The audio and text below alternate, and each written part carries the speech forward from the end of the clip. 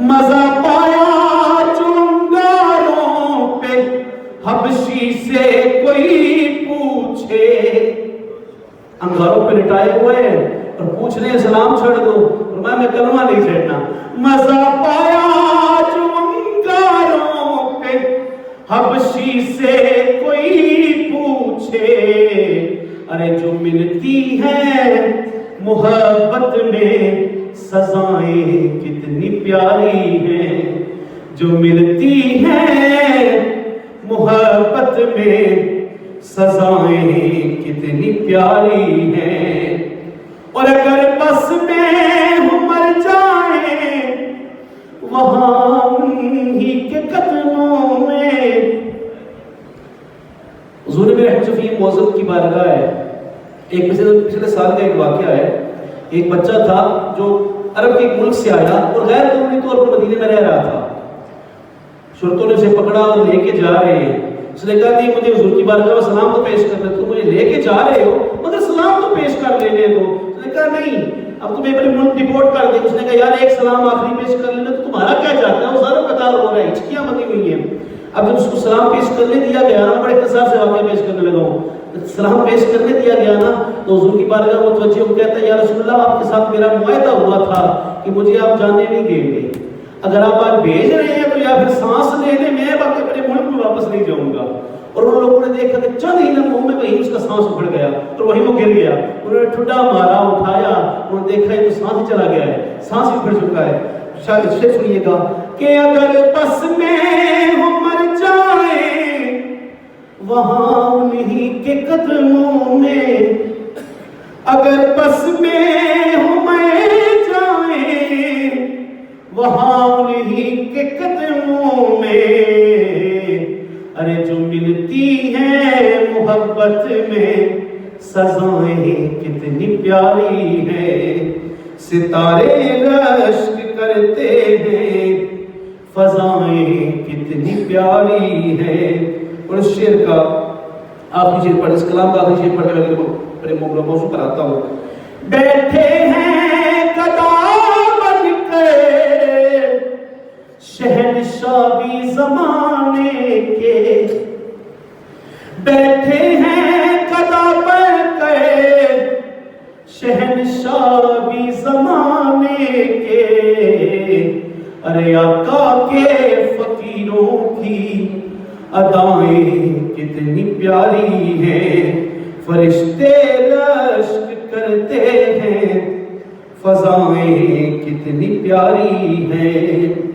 ہم دو سلام کے بعد تاجدار کائنات، فخر کائنات، جان کائنات، محبوب کائنات، وجہ تخلیق کائنات کی بارگاہ اقدس میں درود و سلام کا نذرانہ پیش کرنے کے بعد معزز و محتشم صاحب احتشام میں نے ایک مقدسہ تلاوت کرنے کا شرف حاصل کیا. اللہ فرماتا ہے قد افلح من تزکا وذکر اسم ربہ فصلی. بے شک مراد کو پہنچا ہو، بے شک مراد کو پہنچا جو ستھرا ہوا اور اپنے رب کا نام لے کر نماز پڑھی.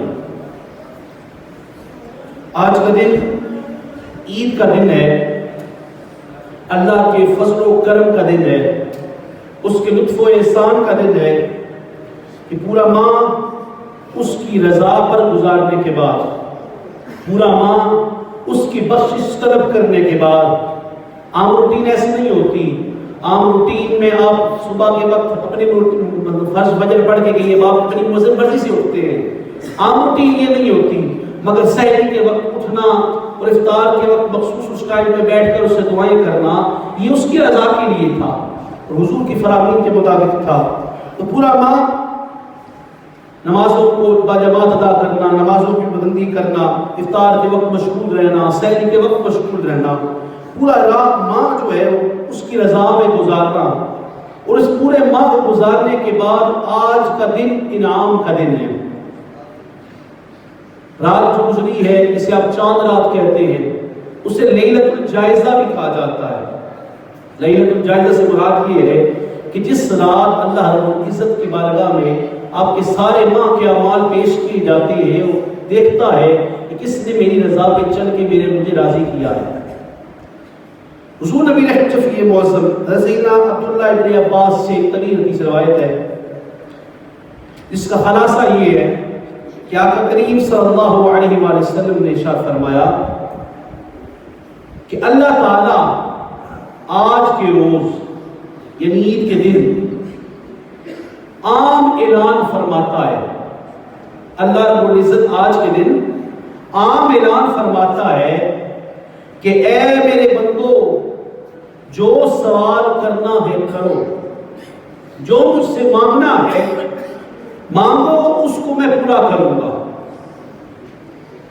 میرے عزت و جلال کی قسم آج یعنی عید کے دن اگر تم مجھ سے اپنی آخرت کے بارے میں سوال کرو گے تو مالک ہونے کے ناطے تمہیں عطا کروں گا. فرمایا اگر تم دنیا کے بارے میں بھلائی مانگو گے تو میں تمہیں بھلائی دوں گا. میرے عزت و جلال کی قسم جب تک تم میرے حکم پر عمل کرتے رہو گے میں تمہاری خطاؤں کو لغزشوں پر پردہ ڈالتا رہوں گا. حضور فرماتے رب فرماتا ہے کہ میری عزت و جلال کی قسم میں تمہیں ظالموں کے ساتھ رسوا نہ کروں گا اور تم اس حال میں نماز عید سے فارغ ہو کر اپنے گھروں کی طرف لوٹ آؤ گے کہ بخشش و مغفرت پا چکے ہوگے. یعنی آج کا دن بخشش کا, مغفرت کا اور انعام ملنے کا دن ہے. آج کا دن اس سے دعائیں ندائیں مانگنے کا دن ہے. آج کا دن اس کے حضور آنے کا دن ہے. آج کا دن عید کا دن ہے. حدیث مبارکہ سے یہ صاف طور پر معلوم ہوا کہ جس سے اللہ راضی ہو گیا, جس پر رب راضی ہو گیا, اس کے لیے آج کا دن انعام کا دن ہے. جس نے اپنے باطن کو اس کے ذکر سے, کیونکہ باطن جو ہے وہ ذکر الہی سے صاف ہوتا ہے, تو پورا ماہ جو باطن ہے اسے ذکر الہی سے اور باطن اور ظاہر کو صاف کر کے اس کے حضور کھڑا رہا, تو آج کا دن ان کے لیے انعام کا دن ہے جو اللہ کی رضا پر پورا ماہ گزار چکے ہیں. مگر یہاں آج کا دن ایک پیغام بھی دیتا ہے کہ جہاں تم نے میری رضا کی خاطر پورا ماہ گزارا ہے اسی طرح پورا سال بھی میری رضا کی خاطر گزارو, میں تم سے راضی ہو جاؤں گا. صرف یہ نہیں ہے کہ ایک ماہ ہم نے رمضان کے روزے رکھے, روزے تو فرض ایک ماہ کے ہیں, مگر نمازوں میں بندی اور دوسرے احکام سے ہم روگردانی کرنے لگے, اس سے کوتاہی کرنے لگے.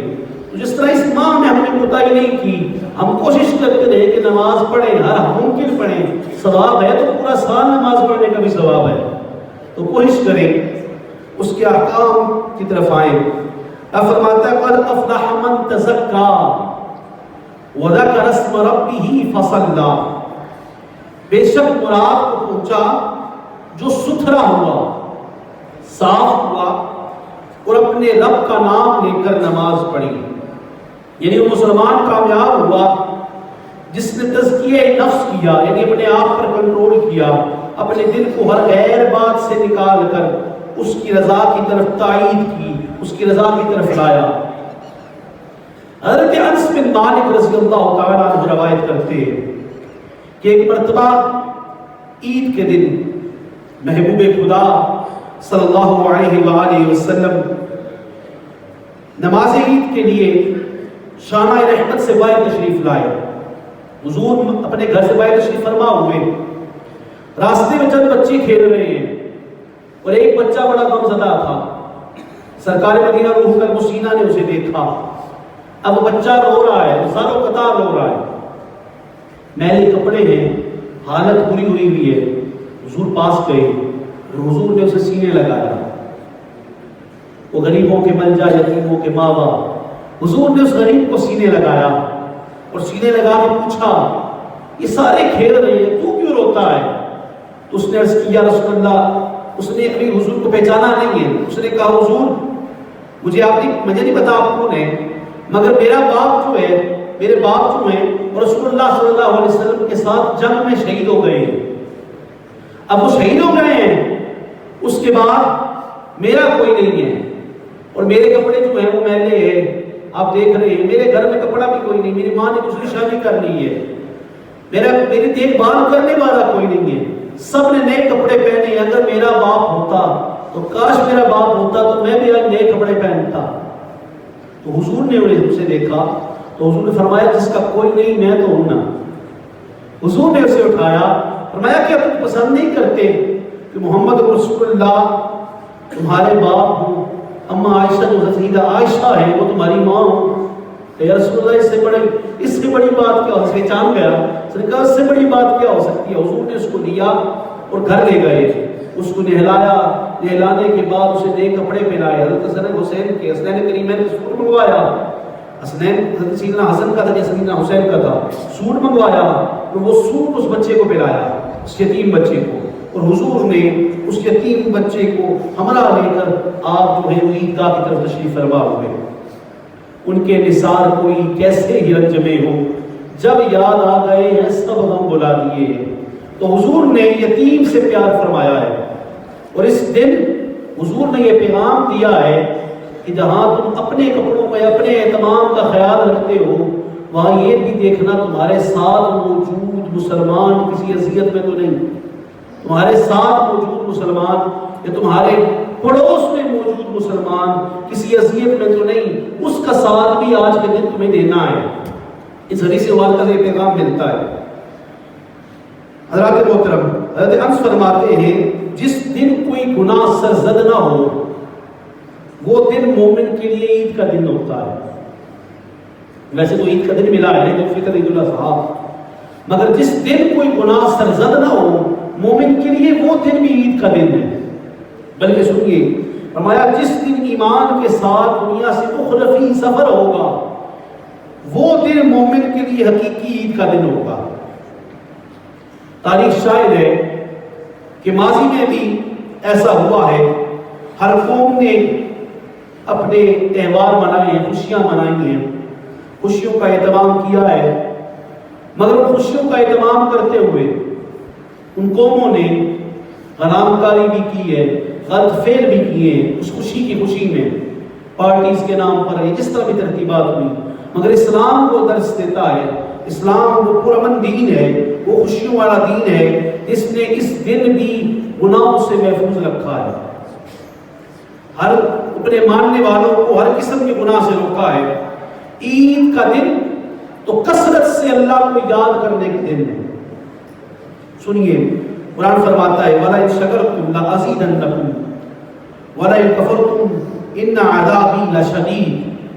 فرمایا اگر احسان مانو گے تو میں تمہیں اور دوں گا، یعنی تم میرا شکر بجا لاؤ گے، تم میرے حضور آؤ گے، تم میرا کہا مانو گے تو میں تمہیں اور دوں گا، جو تمہیں نعمتیں دی ہے اور زیادہ کر دوں گا، مگر وَلَئِن كَفَرْتُمْ إِنَّ عَذَابِي لَشَدِيدٌ، اگر تم میری ناشکری کرتے ہو، اگر تم میری رضا کے مخالف چلتے ہو تو سن لو ہم نے بڑا شدید عذاب تیار کر رکھا ہے، ہم نے بڑا شدید عذاب تیار کر رکھا ہے۔ حضرات محترم، عید کے روز لوگ دربار عدالت میں حاضر ہوئے۔ اب یہاں یہ واقعہ سمجھانے کے لیے، واقعہ مثال سمجھانے کے لیے ہوتی ہے۔ سیدنا عمر فاروق رضی اللہ تعالیٰ عنہ آپ موجود ہیں اور گھر کا دروازہ بند ہے، اور آپ عید کے دن زار و قطار ہو رہے ہیں، کیا کر رہے ہیں جی؟ سیدنا عمر فاروق ہے، امیر المومنین ہے، وقت کے خلیفہ ہے، لوگ حاضر ہوئے، آپ دروازہ بند کر کے زار و قطار ہو رہے ہیں۔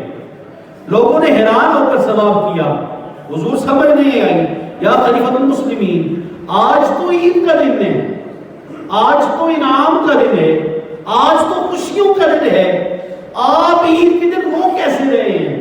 تو سیدنا عمر فاروق کا جملہ سنیے گا، آپ نے فرمایا ھذا یوم العید وھذا یوم الوعید، یہ یوم عید ہے وہ یوم وعید ہے۔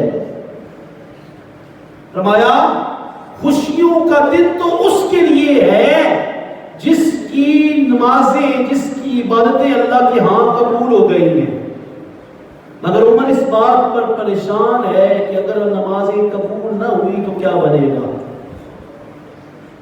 اب یہ وہ خلیفہ ہے جنہیں حضور نے خود جنت کی بشارت عطا کی ہے۔ آپ اشرف بشرہ صحابہ میں سے ہیں، مگر رکت اور اس خدا کے خوف کا عالم یہ ہے کہ آپ ابھی بھی رو رہے ہیں عید کے دن کہ پتہ نہیں میری نمازیں قبول بھی ہوئی ہیں یا نہیں ہوئی، ہماری عبادتیں آج کے دن قبول بھی ہوئی ہیں یا نہیں ہوئی۔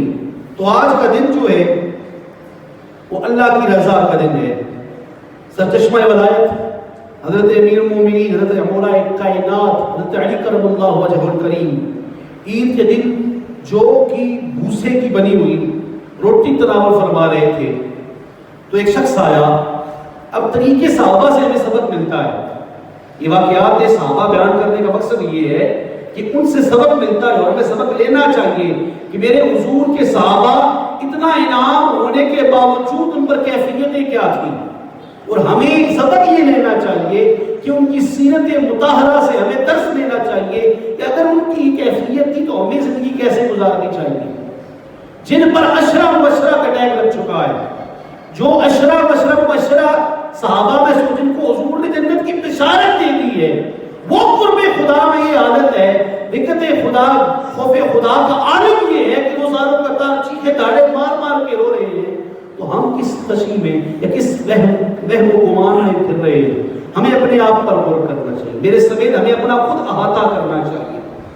حضرت مولا کائنات سے شخص نے سوال کیا، حضور آج تو عید کا دن ہے اور آپ جو کہ بھوسے کی بنی ہوئی روٹی کھا رہے ہیں، تو حضرت ابو الحسین حسن حضرت مولا کائنات نے جواب دیا، آج عید کا دن اس بندے مومن کے لیے ہے جس کا روزہ اللہ کے ہاں قبول ہوا ہے، اللہ، جس کا روزہ اللہ کے ہاں قبول ہوا ہے اور اس شخص کے گناہ بخش دیے گئے ہیں۔ آج کا دن عید کا بھی ہے اور وعید کا بھی ہے۔ اب یہ کہہ خود رہا ہے حضرت سیدنا علی المرتضیٰ کرم اللہ وجہہ الکریم۔ تو حضرات محترم، آج کا دن بلا شبہ آج کا دن انعام کا دن ہے۔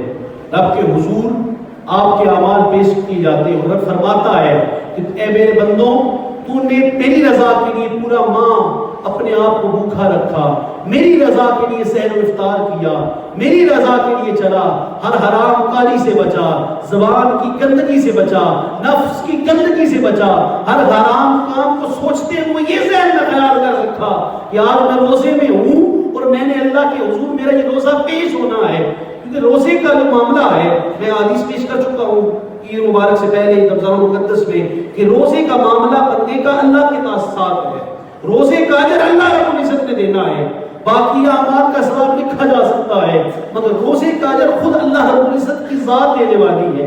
تو بندہ جب بندے کا اعمال اس رب کے حضور پیش کیے جائیں تو یقیناً آج کا دن انعام کا دن ہے، آج کا دن بخشش عام کا دن ہے۔ حدیث مبارکہ میں نے پہلے کوٹ کی ہے کہ حضور نے فرمایا ہے کہ پہلا دن پہلے عید کا دن آتا ہے تو رب اعلان فرماتا ہے کہ مانگو مجھ سے کیا مانگتے ہو، جو تم مانگو کہ میں وہ عطا کروں گا کہ تم میرے لیے پورا ماہ روزے رکھ چکے ہو۔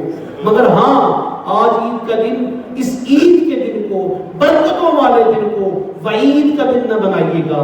وعید کا دن اس لیے نہ بنائیے، میں سمجھانا یہ چاہتا ہوں کہ عید چاند رات آتی ہے تو ہمارے بچے جو ہیں وہ پچھلے پورے ماہ کے معاملات ہم نہیں کیے ہوتے اسی رات شروع کر دیتے ہیں، یا پورا معاملات ہم نہیں، اب پورا ماہ آپ اللہ کی رضا کے لیے چلے ہیں، ہر گناہ سے محفوظ رہے ہیں تو کوشش کریں پورا سال بھی اس گناہ سے محفوظ رہے، کیونکہ وما خلقت الجن والانس الا لیعبدون، نہ تمہیں کسی اور کام کے لیے پیدا کیا بلکہ وما خلقت الجن والانس، ان جنوں اور انسانوں دونوں کو اللہ نے صرف اپنی عبادت کے لیے پیدا کیا ہے، اپنے حضور آنے کے لیے پیدا کیا ہے۔ حضرات محترم، اللہ رب العزت کی رضا سنیے، مسلمانوں کے بادشاہ امیر المومنین حضرت عمر بن عبد العزیز رضی اللہ تعالی عنہ اب خلیفہ مسلمین ہیں، اب خلیفہ وقت ہیں۔ یہاں سمجھیے گا اللہ کے ساتھ جنہوں نے قرب لیا ہے، یہ جو حضور کی سیرت مطہرہ پر خلفاء چلے ہیں ان کی کیفیتیں کیا ہے، بڑے اختصار کے ساتھ اس کو پیش کر کے میں ایک دو چیزیں اور فضائل اس کے دن کے حوالے سے پیش کر کے چاہنے لگا ہوں۔ حضرت عمر بن عبد العزیز، آپ کی بیٹیاں عید کے دن آتی ہیں، عید کے ایک دن قبل آپ کی بیٹیاں آتی ہیں اور گزارش کرتی ہیں ابا جان ہمارے پاس نئے کپڑے نہیں ہیں، آپ امیر وقت ہیں، خلیفہ مسلمین ہیں، آپ اس وقت امیر ہیں، خلیفہ مسلم امام عالم اسلام کے. فرمایا حضور ہمارے پاس کپڑے کوئی نہیں، بیٹیاں آئی ہیں تو ابا جان ہمیں نہیں پتا، ہماری ساری سہیلیاں جو ہیں وہ نئے کپڑے پہنے گی، آج ہمارا بھی جی چاہتا ہے سب نے نئے کپڑے پہنے ہوں گے، آپ خلیفہ وقت ہیں، آپ کی بیٹیوں کا بھی حق بنتا ہے، لہذا مجھے ہمیں نہیں پتا، ہمیں سوٹ لا کے دیجیے، یہ سوٹ کا بندوبست کر کے دیجیے. اب خلیفہ المسلمین حضرت عمر بن عبد العزیز آپ فرماتے ہیں بیٹا تمہیں پتا ہے کہ بمشکل ہم جو ہے وہ گھر کا نظام چلاتے ہیں، ابھی اتنی بچت نہیں ہے کہ ہم اس سے تمہیں سوٹ لا کے دیں. فرمایا ابا جان ہمیں نہیں پتا، یہ تمام کریں. اب آپ نے خط لکھا خزانچی کو، خط بھیجا اپنے قاسم کے تھرو. فرمایا اگر ممکن ہو تو 1 ماہ کی تنخواہ جو ہے وہ ہمیں ایڈوانس دے دی جائے تاکہ میری بیٹیوں کے لیے ہم جو ہیں وہ اہتمام کر سکیں، میری بیٹیوں کے لیے کپڑے لائے جا سکے، کوئی چیز لائی جا سکے. حضرت عبد العزیز نے خزانچی کو خط لکھا ہے اور قربان جاؤں خزانچی پہ بھی. خزانچی نے جواب میں صرف ایک جملہ لکھا، حضور اس خط پر مجھے لکھ کر دے دیں کہ 1 ماہ تک آپ زندہ رہیں گے.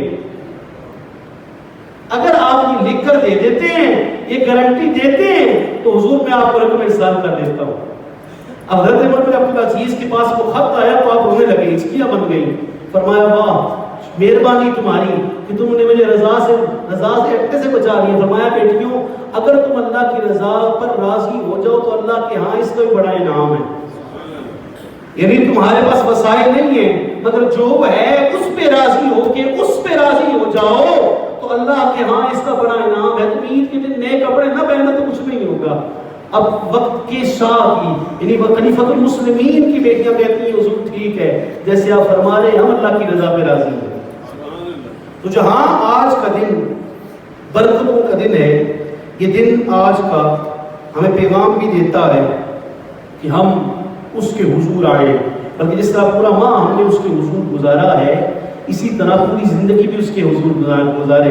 یار بڑا مزہ آیا ہوگا رمضان مقدس میں روزے رکھ کے، پھر ایک پورا عبادتوں والا ماحول، آپ نماز مغرب ادا کرتے ہیں، پھر نماز عشاء ادا کرتے ہیں، وہ رکعتیں ادا کرتے ہیں جو اللہ کے ولی رات کے پہر میں ادا کیے کرتے ہیں.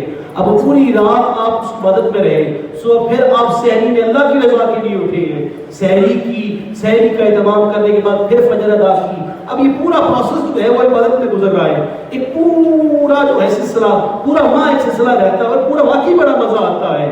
یقیناً آپ کو مزہ آیا ہوگا مگر کیا ہی مزہ ہے کہ ہم بھی 5 وقت نماز کم از کم جو ہے یہ درود و سلام جو ہے وہ کم از کم زندگی میں ایسی ہی امپلیمنٹ کر لیں جیسے اس ماہ میں امپلیمنٹ کیا تھا. ہم نے خود پر لازم کیا تھا بھائی جو مرضی ہو جائے نماز پڑھنی ہے.